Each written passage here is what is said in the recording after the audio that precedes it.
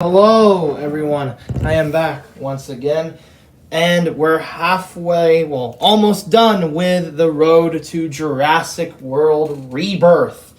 Currently, as of me recording this, a lot of videos have been posted, such as the Hammond Collection double review of the Carno and the Allosaurus, and the T-Rex review, which hopefully will be up as of me recording this. But here we are with the final figure review of the Hammond Collection Giganotosaurus and the Therizinosaurus from Jurassic World Dominion. So here they both are. They're not on the turntable because they will not fit on this turntable unless if I do them separately, which is what I'll do. Yeah, there they are. And also, here is the box for both of them. Very nice. Therizinosaurus is kind of like the same size as the Carno. As for size comparisons, I'll do that later. And even more, I really love also the boxes they've done. Just very nice in general. And it's also very nice to finally have another big size dinosaur similar to the T-Rex. But yeah, that's all I really have to say about the boxes. And in terms of my little mini history, not too much to say other than these guys have been in development for a little bit of a long time, I think since after Dominion, and the fact we got them like 2 years after Dominion is crazy. Are these worth it? Well, let's find out in the review, starting with the Giga. Alright, the painting and the sculpting on this Giga overall is just amazing. Now, is it one-to-one perfect? No. I'm going to put a link and a little photo here of Marco makes his video on it. And he does have a pretty good video explaining on the issues that the Giga has, such as mainly the front.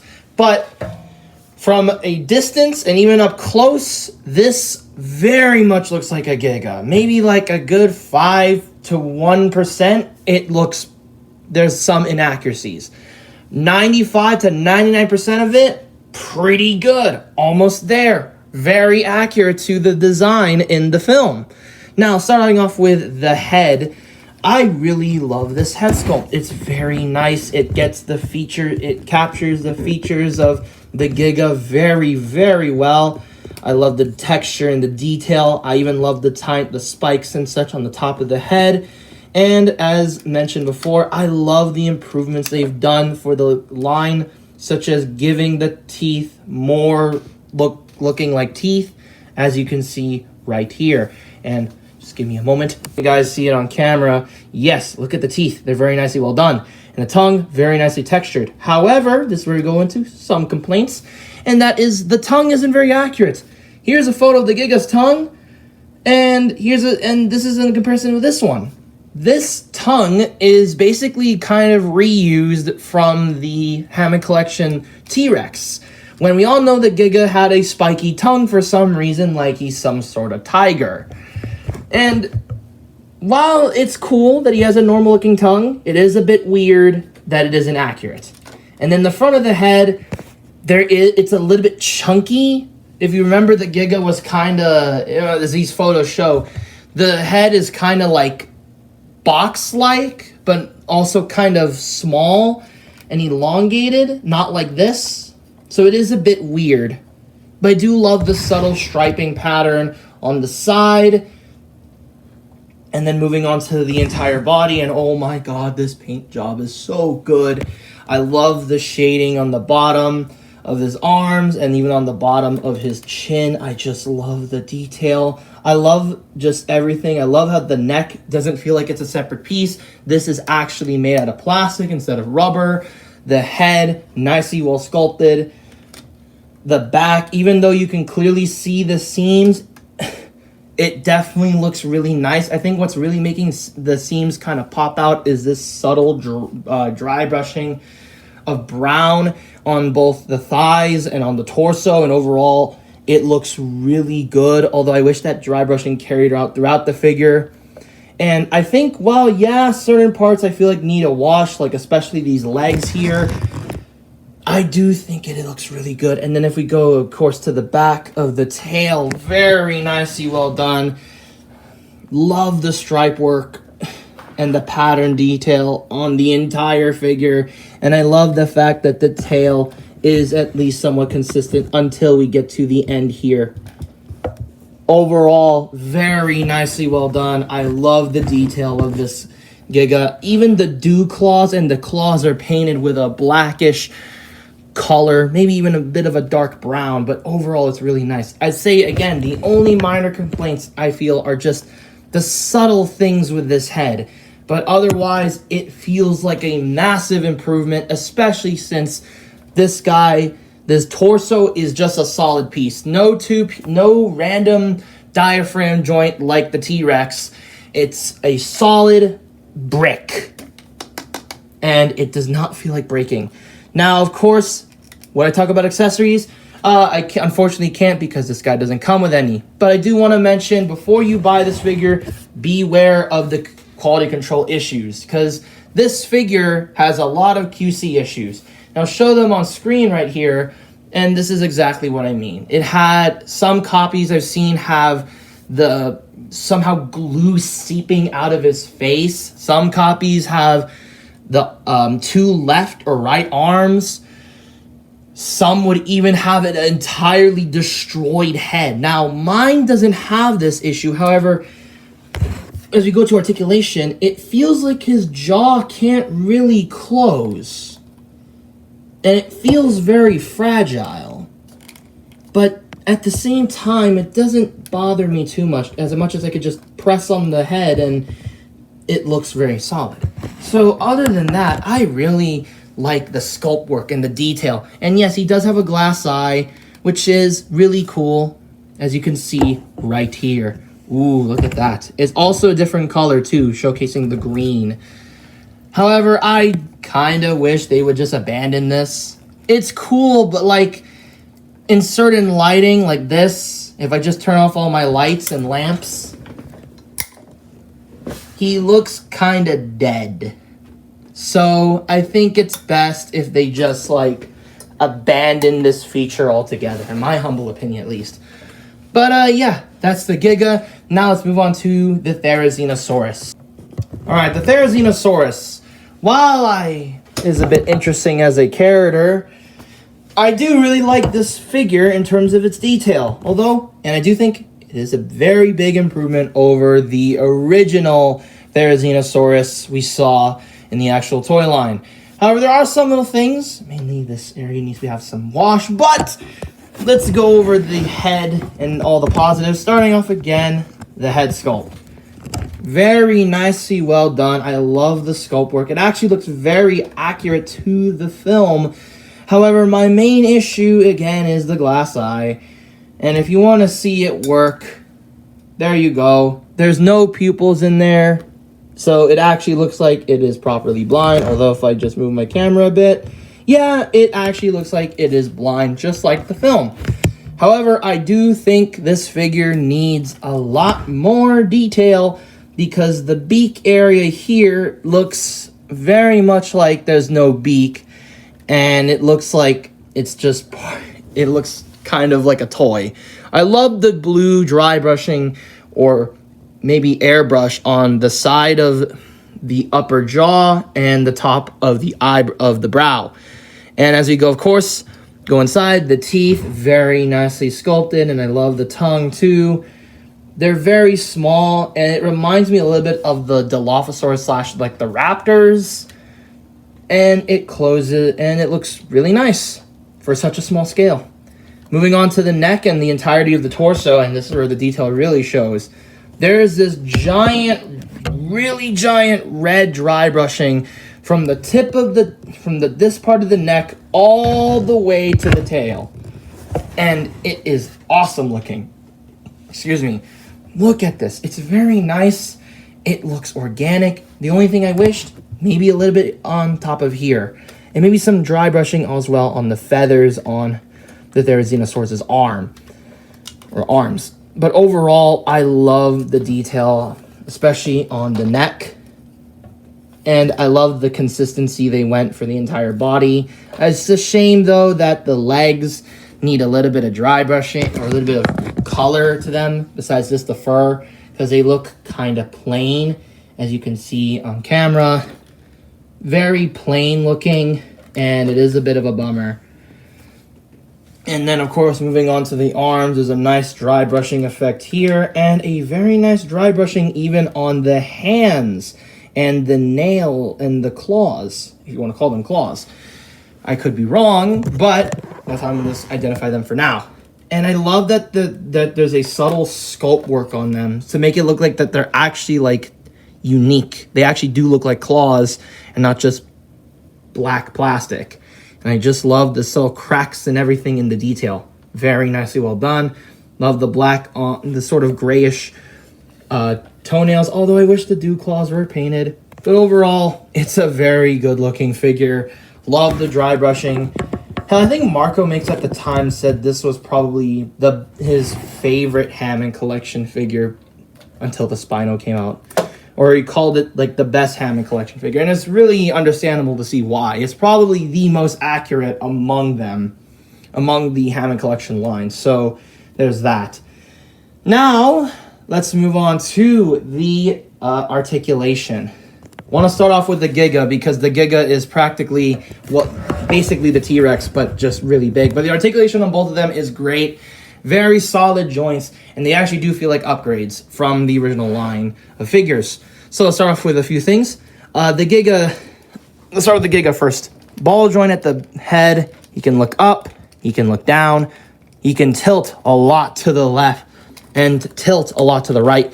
He has, instead of the upper and lower parts of the head being like connected by one piece, instead they are separate. So they're on ratchet joints, like so. And you can have it like this, have it like this, or have the Giga look like this. There is also a tongue feature as well, with a little clicking sound to it for some reason. The neck is on a ball joint, which is very nice. So you can look more up and more down and look more to the sides. The arms are on a swivel ratchet joint, sort of. Swivel at the arm. Out. In. No bicep swivel. There is a forearm swivel with a hinge at the elbow and a swivel hinge at the wrist. There is no diaphragm joint, which I think is more of a benefit because while it did allow for some posability, it's not really important, and even more for the T-Rex. It was incredibly loose, so there is that. The legs can kick more, but it is a bit of a fear because I don't want it to break. But as you can tell, there is a clicking joint there. Back then, the Rex had simple ball joints, so these little clicking joints allow for more stability, which is awesome. But as you can see, he can kick all the way around, no problem. But just be aware about that. He can do the spreads like so. There is a hinge at the knee, a swivel at that said knee. Beware, I did actually hear it crack. Okay, we good. Hinge at the knee, swivel at said knee, a hinge, ratchety feeling hinge at the ankle, and a hinge at the foot with pivot. Very nice. Be aware about the plastic quality because it feels very hollow. But this thing is sturdy. And then moving on, he has a ball joint at the tail, along with a ball joint over here. But the main thing that's awesome is the tail here. A full, proper bendy wire that does not feel limited at all. I think it's in line with something like the Allosaurus. So yeah, articulation on the Giga, very good, very nicely well done. It's for such a big figure, it works so well. And overall, it's awesome. Now moving on to the Therizinosaurus here. I think the articulation is actually really fun, just like the Giga, except with less issues to break. So yeah, other than that, it's awesome. there is a ball joint at the head, so the Therizinosaurus can look up and can look down. Tilt all the way around. There is a hinge joint at the jaw. There is a ball joint at the entirety of the base of the neck. So you can look down this much and look up this much. Tilt more to the side. And overall, I actually wish there was a bendy wire here. But I feel like that'd be a lot of money, a lot of cost to actually do. Swivel at the arm. The arm's overall really fun. Hinge at the arm. Hinge joint at the forearm with a swivel, no bicep swivel. Hinge jointed wrists with be careful when you do this, and this is where hair drying comes in. Swivels at each individual finger, as you see right here, and a hinge as well. So you can do some really cool things or some really goofy moments. Like this. His leg could also do the same thing as the Giga, but I don't want to risk doing, well, let's try it. Nope, you can't really go all 360 with him, but it is on a clicky joint. So, very stable. Hinge joint at the knee, and these things, I'll admit, are the weakest part of the figure because it makes it kind of cumbersome to stand. Hinge joint at the ankle, and hinge joint at, well, this part of the ankle and the hinge joint at the actual ankle with a pivot. And then we have a ball joint here at the tail with a bendy wire. So yeah, posability, very good on this Therizinosaurus. Those hand and claws make things so much better and overall make posing a lot of fun. So yeah, both of these guys are really good in terms of posability. It's fun to pose them around. While yes, the Therizinosaurus is a bit cumbersome in my opinion to pose, and the Giga has some things to be worried about, they're really fun, and overall I do recommend you get them in terms of that part.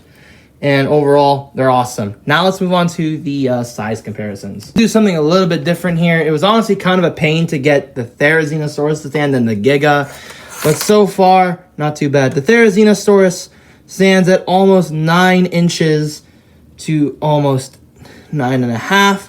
The Giga, on the other hand, is almost 10 inches.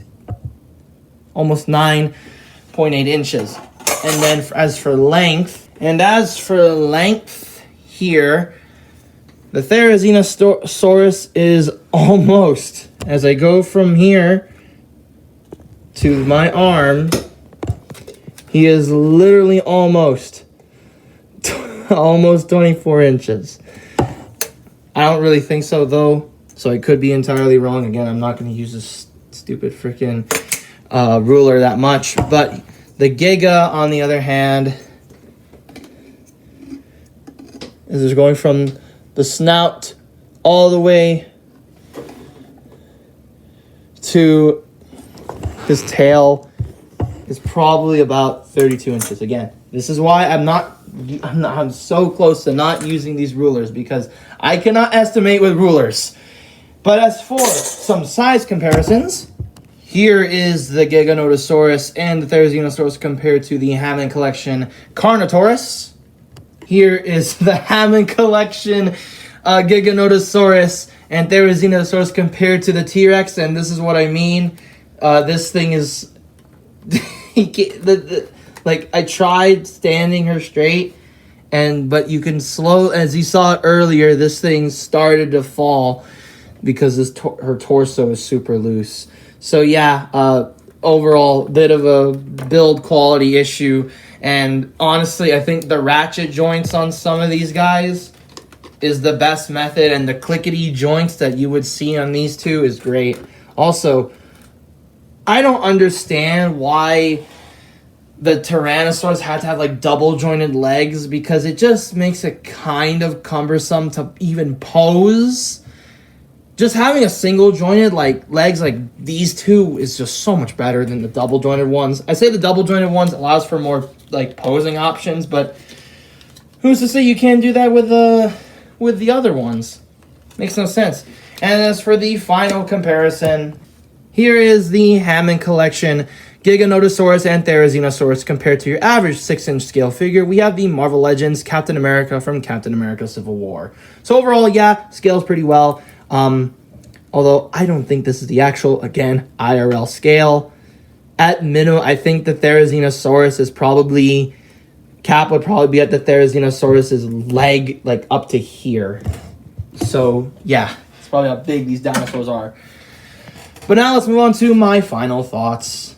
Okay, I don't know what's going on with the Giga trying to stand, but don't think we should bring back the big feet. I think the small feet do work. It's just my incapableness of actually trying to pose them standing. But here's what I can say. Are these worth it? Yes. Regardless of what you feel about the movie, regardless of what you feel in general about these designs, I love these figures, and I think that they're worth it. Even if the Giga, again, I don't want to get design bias in the way, because yes, this thing does not look like a Giga. This thing is literally an Americanized version of a Godzillasaurus. But outside of all that, these figures are fun. The Giga, for starters, the Giga is amazingly well built. This thing feels tough and is sturdy as hell, even though I feel like I might have cracked the thigh. The articulation feels like even if it's just as similar as the T-Rex, is much sturdier than the T-Rex, such as giving these more ratchety joints than the looseness of this T-Rex, as you see right here. Also, allowing the jaws to be separate pieces is a very welcome addition. Allows for certain posability and certain expressions and moods to be shown. And the fact that the Giga's torso is an entirely solid brick of a piece is genius. Initially, I was skeptical about it at first, but then, of course, I started posing around with this Rex. I actually think it's a very big beneficial factor, because now the thing won't start flopping around unlike the T-Rex I am literally holding in my hand. And also, that bendy wire tail is way better than the T-Rex. Now again, be careful when you do buy this figure, because there is QC issues with him. But overall, it's awesome. Even the sculpt work and painting is just amazing, and it's immaculate. It looks very accurate to the design of the movie. Maybe with a few snippets of issues here and there, but overall it's like 95 to 99% accurate to the movie. So overall, it's a great figure. And then secondly, now we move on to the Therizinosaurus. It's awesome. This is my first herbivore, actually, the entire Hammond collection. I haven't bothered getting the Corythosaurus or the Parasaurolophus or any of the other ones. But overall, this guy or gal is awesome. I love the articulation on the claws. They're very expressive. I love the articulation around the neck and the tail. And overall, I love the solidity of the Therizinosaurus. My only issue is that the legs are a little bit cumbersome, making it very hard for the Therizinosaurus to stand. But overall, just comparing these two is awesome. You can get that cool final battle moment, and then as soon as you insert Rexy into this, it just looks really cool. Overall, they're very much worth the price. And if you can, and regardless of, again, how you feel about the designs of the film or how you even feel about the film itself, I really recommend getting them. So overall, I really suggest, just get them. As for ratings, I rate the Therizinosaurus an 8.5 out of 10, and I'd rate the Giga like a 9. I think that Giga is probably my favorite. It did reach in my top 10 figures of 2024, so definitely go check that out. But yeah, it really is a very solid figure, despite its issues, and overall, I do recommend it. But that's my review of the Jurassic World Dominion Hammond Collection Giganotosaurus and Therizinosaurus. And yep, this will then segue, of course, to the sort of final video, which I don't know if I will be doing. Hopefully I will, because I need to carry this Jurassic World or Jurassic Park rewatch going. And I will be reviewing Jurassic. So this will then segue to, of course, my review on Jurassic World Dominion. So yeah, there we go. Until then, I'll see you all next time. Thanks for watching. Like, subscribe, hit the bell. We're getting, again, to 1K by the end of the year. Once we hit to 1K, we're going to have some fun things. Hopefully, I think my main thing I want to do is either an open collab on the short side of things, and then for the longer videos, a Q&A. And yeah, overall, just going to have some fun there once we hit to 1K. So let's hit the 1K so we can have that. And until then, I'll see you guys next time. Of course, on the next review being on the entirety of Jurassic World Dominion. Till then, I'll see you guys next time. Bye-bye.